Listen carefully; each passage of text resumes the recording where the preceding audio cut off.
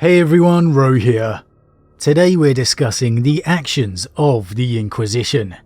Could it all lead to war with the Astartes? General spoiler warning to begin, as the events we are discussing today are from across the Warhammer 40k universe, so you have been warned. But with that said, let's just jump straight in. So the Inquisition, quite possibly the most powerful organisation within the Imperium entire. They answer to no one, accountable only to the God Emperor himself. And he alone is exempt from their judgment. Their sole duty is to protect the Imperium, protect humanity from threats without and within. They will stop at nothing. They will go to any length to ensure humanity prevails. An Inquisitor's authority is absolute. They will condemn an entire world to exterminate us if they see fit. And even a High Lord of Terror would struggle to decline their requests, for fear of being judged themselves. With this in mind, it's no wonder their power extends across even the Adeptus Mechanicus and the Adeptus Astartes, with countless chapters being called to fulfill their duty to the Imperium over the centuries. With that said, however, the relationship between the Astartes and the Inquisition has never exactly been smooth sailing, to put it mildly at best. And there are many times a chapter may have been pressed into service, knowing full well rejecting a single Inquisitor means risking the wrath of the Inquisition entire, an organisation with limitless power. However, despite the Inquisition's vastness and reputation, there have been times they have come into conflict with the Astartes. Perhaps none more famous than their Cold War against the Space Wolves. Known as the Months of Shame, the Inquisition and the Sons of Rus came into conflict in the aftermath of the First War for Armageddon. The Inquisition's desire to purge the surviving population, not to mention the men and women of the Imperial Guard, who had just fought so bravely against the ruinous powers, was something that angered the Great Wolf Logan Grimnar immensely. And after months of tense standoffs and skirmishes, open war broke out between the forces, with Inquisitor Kisneros opening fire upon the wolves during a so-called negotiation of peace. The war would escalate to the siege of Fenris itself, and only through much bloodshed, including the death of many Grey Knights and the Inquisitor himself, was a ceasefire reached, though the scars and mistrust remain to this day. The events of the Months of Shame are covered in the novel The Emperor's Gift by Aaron Dembski Bowden, so if you want to check that one out, I definitely do recommend it, and it was definitely a 5 out of 5 read for me. Now, this was just one incident of the Inquisition's brutal, uncompromising nature, leading it into conflict with a chapter of the Astartes.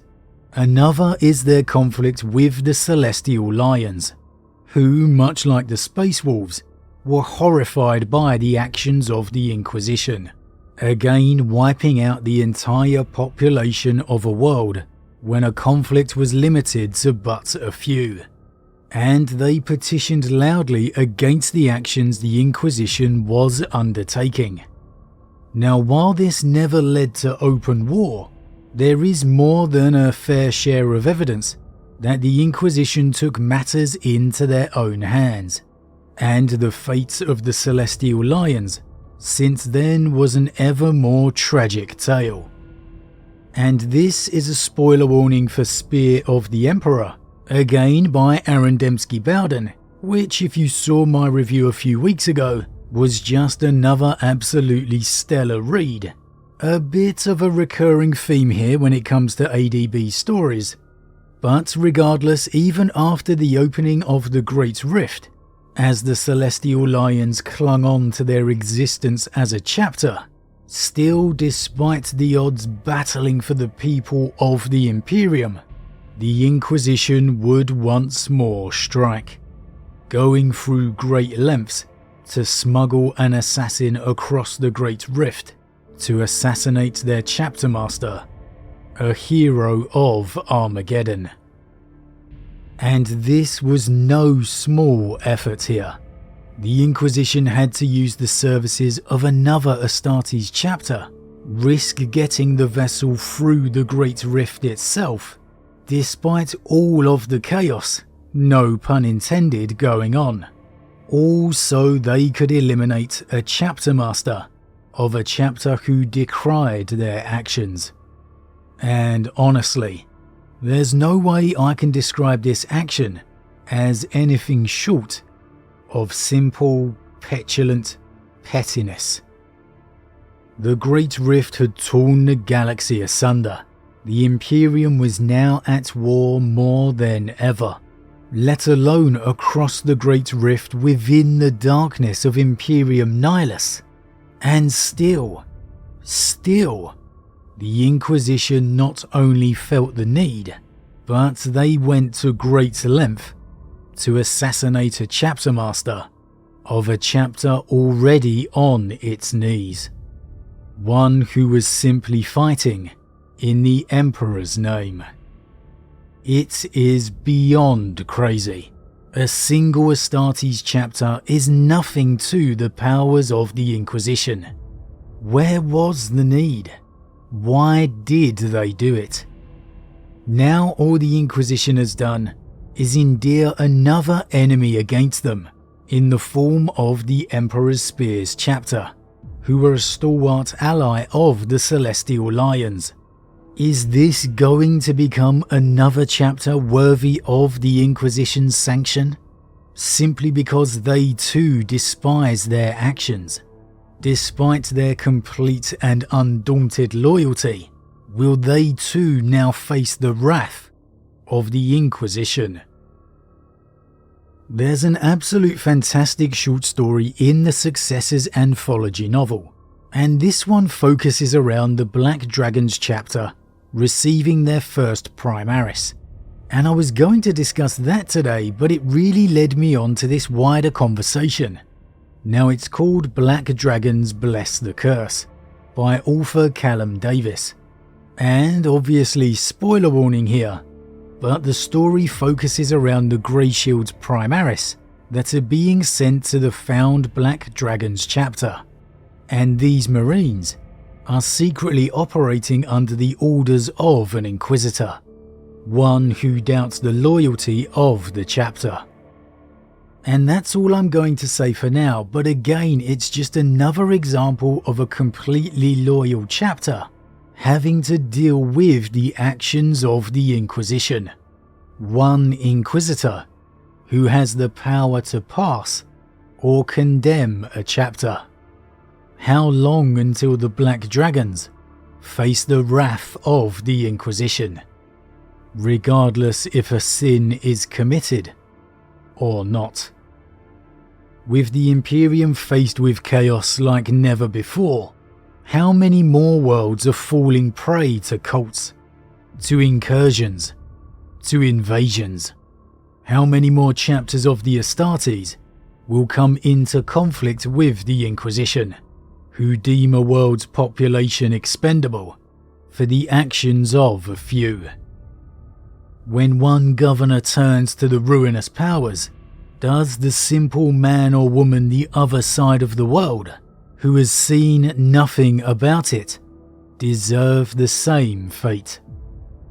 As much as the Inquisition's services may be needed more than ever, which they undoubtedly do, their actions could only be leading to more strife with the chapters.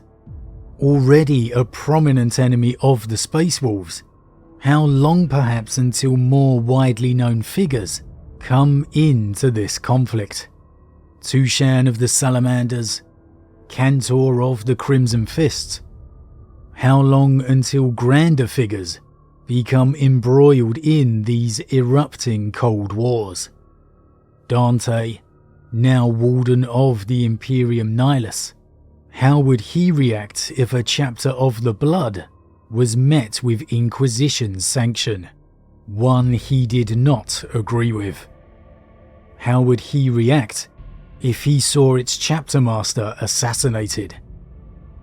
And what of Guilliman? The Emperor's spears are sons of his lineage. How long until more of his successors come into this conflict? How will he react if he deems it unnecessary? What if maybe one day it's the Ultramarines themselves? How would the Inquisition react if Guilliman himself ordered a world to be spared? One they deemed needed exterminatus. The Plague Wars reached Ultramar after all, Macragge itself. Who's to say those worlds should not be met with the same judgment?